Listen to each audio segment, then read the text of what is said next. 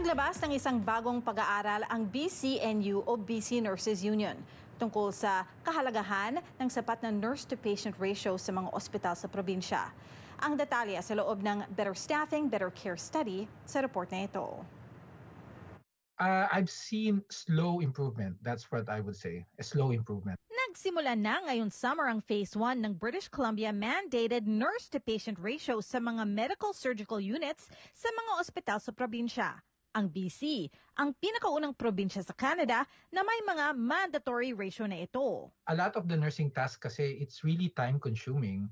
So if you have less patients to look after, you can give them more time and more personal kind of like a feel of how to take care of them. Kasi a lot of the patients now, lalo pagka yung more sick sila, you need to take care of them more. So now the plan, for example, if you only have 4 patients, then you can concentrate on those 4 patients. Pero on those days where you have like 6 patients, and I can hear sometimes na they go up to 8. Inilabas ngayon linggo ang isang bagong pag-aaral ng BCNU o BC Nurses Union. Bahagi nito ang halos 60 mga ospital sa probinsya.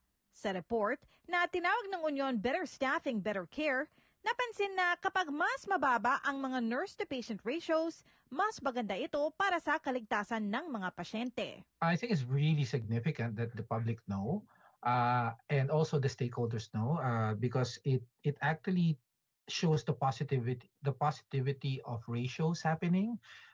It will show how it will help healthcare, especially with BC with its increasing population, and knowing what is lacking and what is needed by the government to kind of like support this.